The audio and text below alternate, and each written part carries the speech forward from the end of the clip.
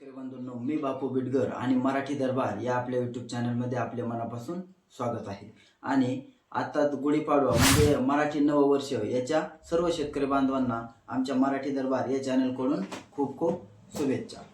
तर बघा बांधवांनो, आता ते कर्जमाफीचा हा विषय प्रचंड महाराष्ट्रात गाजत आहे.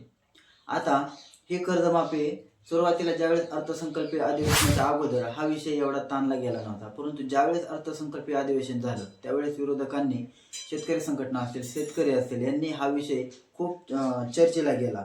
तसेच विरोधी बाकावरचे आमदार असतील यांनी सुद्धा अगदी पायऱ्यांवर बसून सुद्धा हा विषय खूप गाजवला. कालच माननीय उपमुख्यमंत्री अजितदादा पवार यांनी एका कार्यक्रमात सांगितले की या वर्षी कर्जमाफी नाही, त्याच्या पुढच्या वर्षी पण नाही, परंतु आता तुम्ही 31 मार्च म्हणजे 31 मार्च 2025 पर्यंत तुमचं जे काय कर्ज असेल ते कर्ज तुम्ही भरून घ्यायचं आहे. याचा अर्थ अप्रत्यक्षपणे त्यांनी असं सांगितलंय की आत्ता या वर्षी तरी कर्जमाफी होणार नाही. आणि ज्यावेळेस माननीय उपमुख्यमंत्री अजितदादा पवार असं बोलले त्यावेळेस त्यांनी माननीय मुख्यमंत्री देवेंद्रजी फडणवीस यांना हा प्रश्न विचारला की अजितदादा असं म्हणते. यावेळी देवेंद्र फडणवीस यांनी अत्यंत 2 ओळीत उत्तर दिलं की माननीय अजितदादा हे उपमुख्यमंत्री आहेत, अर्थमंत्री आहेत आणि त्यांची जी भूमिका आहे ती शासनाची भूमिका आहे. म्हणजे याचा अर्थ देवेंद्र फडणवीस यांनी सुद्धा अजितदादा यांचा सुरात मिसळलेला आहे. म्हणजे यावर्षी तरी कर्जमाफी होणार नाही. त्यामुळे शेतकरी बघा आता अधिकच आक्रमक होत चाललेला आहे. मग आता हे आमचं स्वतःचं मत आहे, याच्याशी कोणी म्हणजे आम्हाला कोणावर टीका करायची नाही किंवा काय नाही. तर बघा, अशा पद्धतीचं आश्वासन म्हणजे जाहीरनाम्यात त्यांनी दिलेलं होतं. कुठलंही सरकार असो, त्यांनी जाहीरनाम्यात काय दिलेलं होतं की आम्ही कर्जमाफी करू. मग त्यानुसार शेतकऱ्यांपुढे ज्यावेळेस तुम्ही जाहीरनामा घेऊन जात असतात त्यावेळी पूर्ण 5 वर्षाचं राज्याचं आर्थिक बजेट तुम्ही मांडलेलं असतं. जाहीरनामा कोण साधी माणसं करत नाहीत, पण जाहीरनामा तयार करताना त्याला पूर्ण राज्याची जाण असते, पूर्ण बजेटची जाण असते. अशीच लोक कोणत्याही पक्षाचा जाहीरनामा तयार करत असतात. जर आज राज्याची आर्थिक स्थिती चांगली नाही, इतका खर्च होतो तितका खर्च होतो, मग याचा हिशोब आत्ताच मांडला आहे, जाहीरनामा करण्यापूर्वी तुम्ही मांडला नव्हता का? हा विषय म्हणजे हा प्रश्न सुद्धा सर्वसामान्य शेतकरी आता सरकारला विचारणार आहे. जर राज्याची घडी कशी आहे याची जाणीव तुम्हाला आधीच नव्हती का? लाडक्या बहिणींसाठी भविष्यात इतका खर्च लागणार आहे, तितका खर्च लागणार आहे, त्यासाठी तुम्ही 1500चे 600 रुपये वाढ करून त्यातही 2100 रुपये देणार असं म्हटलं होतं, पण त्यातही अजूनही कुठलीही वाढ झालेली नाही. आणि माननीय कृषी मंत्र्यांना ज्यावेळेस पत्रकारांनी हा प्रश्न विचारला की कर्जमाफीचं काय, तर त्यावेळेस कृषी मंत्र्यांनी सांगितले की जो निर्णय मुख्यमंत्री आणि उपमुख्यमंत्री घेतात त्या निर्णयाशी आम्ही म्हणजे सहमत आहोत. आता बघा, कोणत्याही पक्षाचा जाहीरनामा असो त्यामध्ये पूर्ण राज्याचं बजेट हे त्यांनी पूर्ण 5 वर्षाचं हे आर्थिक धोरण मांडलेलं असतं आणि याचा विचार करूनच त्यांनी हे सगळं केलेलं असतं. मग आताच गडी कशी विस्कटली? त्यावेळेस गडी विस्कटेल असा विचार कोणत्याही पक्षाने केला नसेल का? आता बघा, आत्ताच रिझर्व्ह बँकेने एक परिपत्रक काढलेलं आहे आणि त्यांनी यामध्ये स्पष्ट म्हटलं आहे की कोणत्याही राजकीय पक्षाने जर सततचे कर्जमाफी केले तर यामुळे मोठा आर्थिक भुर्दंड होऊ शकतो. तसेच यामुळे कुठलंही राज्य व्यवस्थित चालणार नाही, कारण तुम्ही सतत कर्जमाफी करण्याला मोठं बजेट लागतं आणि ते जर तुम्ही प्रत्येक वर्षी करत राहिलात जनतेचे म्हणजे सरकार येण्यासाठी, कुठलंही सरकार असो, कुठलाही पक्ष असतो, जर तुम्ही अशी कर्जमाफी करायला लागला तर त्यामुळे मोठा गोंधळ होऊ शकतो. राज्याचं जे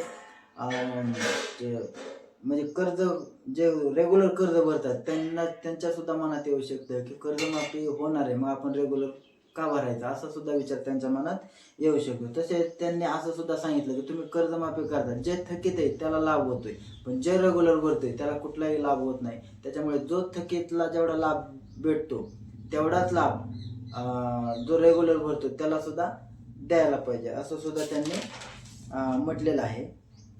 आणि त्यांनी बँकांना असं सुद्धा सांगितलं आहे एक परिपत्रक काढून की सरकारने कर्जमाफी केली मग त्याच्यात लगेच आपण सामील व्हायचं असं काय बांधील नाही. आपणही काय आपले नियम असतात त्या नियमाप्रमाणे पुढं चालायचं आहे.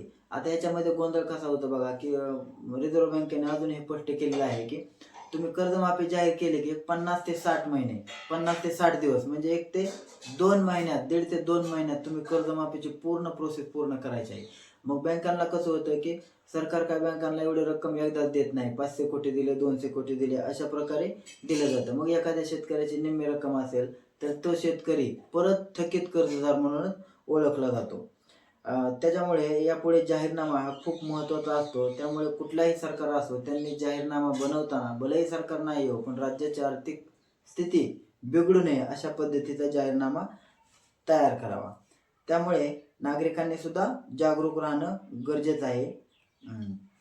आता बघा, जनतेची याच्यामध्ये एक चूक झाली की त्यांनी आम्ही कर्जमाफी करू, आम्ही 2100 रुपये देऊ असं सांगितलं होतं, पण नेमकं कधी देणार हा प्रश्न जनतेने विचारला नाही. ही जनतेची मोठी चूक झाली. त्याच्यामुळे इथून पुढे त्यांनी एखादा निर्णय घेतला तर निर्णयाची तारीख सांगा असं सुद्धा जनता इथून पुढे तुम्हाला विचारल्याशिवाय राहणार नाही. कारण जनता आता हुशार झालेली आहे.